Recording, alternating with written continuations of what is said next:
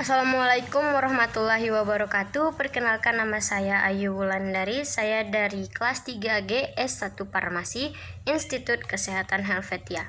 Di sini saya akan menjelaskan tentang toksikologi. Bagian-bagian toksikologi yaitu toksikologi klinis, toksikologi forensik, dan toksikologi lingkungan. Kemudian, efek toksikologi itu efek farmakodinamik suatu zat yang berlebihan. Toksikologi berasal dari bahasa Yunani yang berarti panah. Toksikologi adalah ilmu yang mempelajari efek toksik beberapa zat terhadap makhluk hidup dan sistem biologinya. Kemudian, toksikologi logam berat, terjadinya keracunan di dalam tubuh melalui bahan berbahaya yang mengandung logam-logam dan zat-zat yang beracun yang termasuk ke dalam tubuh melalui pernapasan, kulit, dan mulut. Pembagian jenis toksikologi berdasarkan jenis dan zat-zat keadaan terjadinya suatu toksik. Toksikologi lingkungan, toksikologi obat, toksikologi industri, pestisida, kecelakaan, dan penyinaran. Misalnya nih, toksikologi dari lingkungan mempelajari zat-zat yang berpotensi yang merusak lingkungan, contohnya itu melalui air, udara, kemudian tanah yang udah terkontaminasi. Kemudian toksikologi dari obat.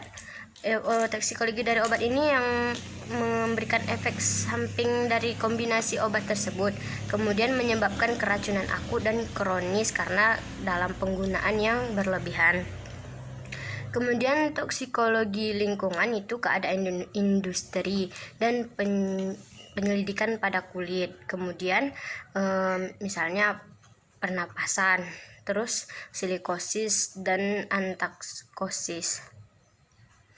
Kemudian dari pestisida, mempelajari dari beberapa efek-efek pestisida yang menggunakan secara berlebih-lebihan menimbulkan dampak yang berbahaya, di mana diketahui pestisida itu yang digunakan untuk hama. Setelah itu makanan.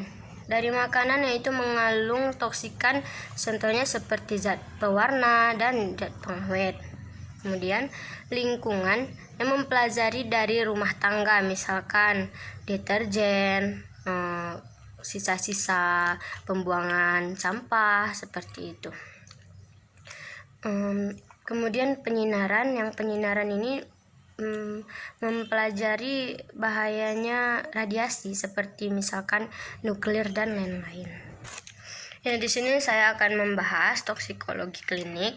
Kemudian dari agen non terapeutik, yaitu misalkan zat-zat yang kimia yang berpengaruhi seperti logam, obat-obatan yang mempengaruhi perilaku seseorang, misalkan alkohol, penyalahgunaan alkohol gitu kan. Kemudian dari produk kimia dari industri, misalkan gas, hidrokarbon, dan radiasi. Kemudian bahan kimia, misalkan pertanian, pestisida, herbisida, dan insektisida. Kemudian misalkan dari efek terapi yang diinginkan dari suatu obat, misalnya nih paracetamol 500 mg 3 kali sehari untuk meredakan nyeri. Kemudian efek toksiknya, efek yang dapat menimbulkan toksikan diberikan melampaui dosis, misalkan itu gentamisin menyebabkan ginjal, dan PCT INH itu menyebabkan pada hati. Efek samping yang diinginkan pada dosis terapi itu tidak terjadi pada tiap orang, misalkan amlodipin itu jantung berdebar-debar dan nyeri pada perut.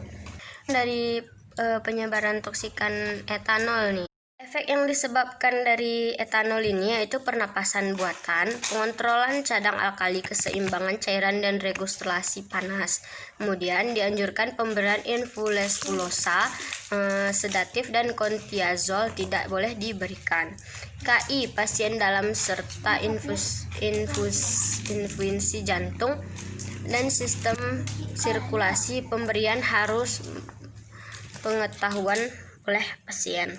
Kemudian bumil memperlambat pertumbuhan janin, efek patogennya itu mengganggu perkembangan integenesia. Kemudian dari barbiturate yaitu depresan, SSP, ringan, anestesisis total. Indikasi lain misalkan kejang-kejang, eklamasi,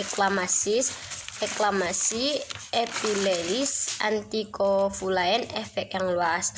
Kemudian intoksisitasnya tidak sadar, napas lambat, hambatan pernapasan sentral, efek depresi dan peredaran darah, gagal ginjal. Kemudian bagaimana cara penanganannya? Cara penanganannya itu bisa dinorit atau antidotum, bilas lambung, intubasi, infus dan plasmakoder mempertahankan sirkulasi ginjal, diuresis dan infus mengandung NaHCO3. Dan misalkan terjadinya keracunan zat toksik, misalkan kita asam dan basah, itu antidotumnya bisa mengatasinya itu menggunakan susu seperti nikotin. Antidotumnya itu kalium permanganat, insoniazid bisa pakai piridoksin, kemudian arsen itu bisa pakai dimkrakpol ya. Kemudian misalkan mentol bisa antidotumnya menggunakan etanol, kemudian tembaga, penisilalamin gitu kan, besi, dekroksamin. Nah, itu tadi cara pencegahannya, toksiknya, kemudian antidotumnya. Penanganan keracunan secara umum menjaga fungsi vital tubuh, kemudian menghindari absorpsi racun berlebihan atau lanjut. Jika menyebabkan keracunan diketahui langsung diberi antidotum yang tadi kita bahas. Kemudian mempercepat eliminasi racun. Mempercepat eliminasi racun ini mengeluarkan racun cepat-cepatnya. Kemudian menormalkan kembali fungsi tubuh.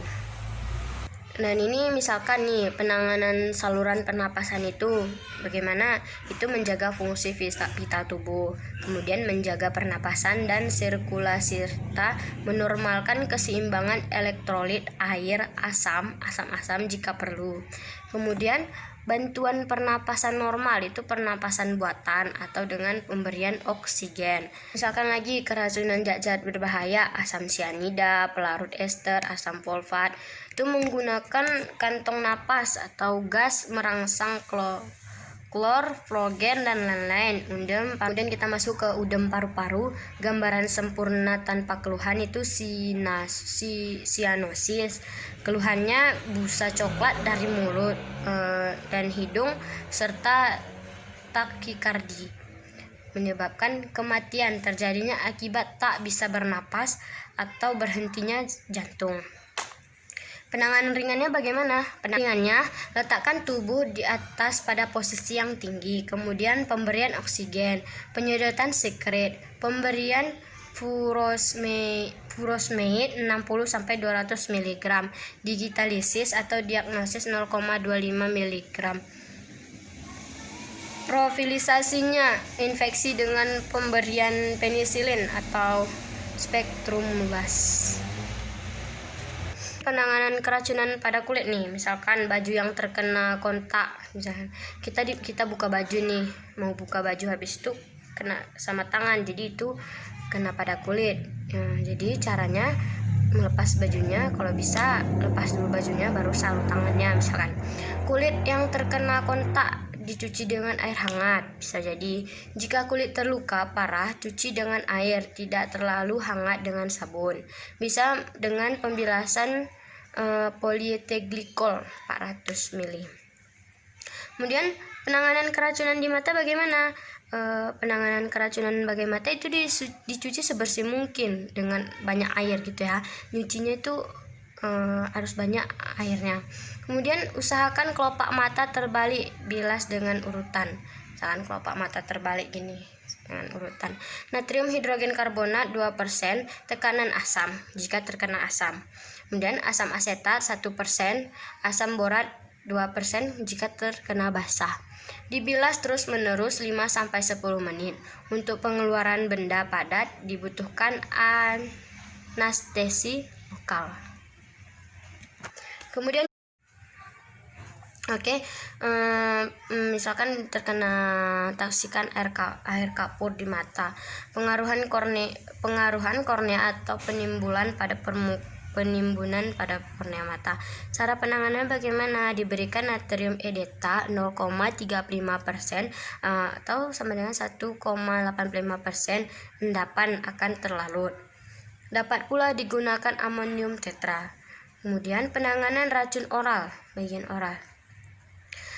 Segera hilangkan racun dari tubuh, bilas langsung sebelum absorpsi terjadi. Membuat racun menjadi kurang atau tidak toksik lagi. Menghindari absorb racun dengan pemberian absorbensi atau alkalinasi atau diuretik.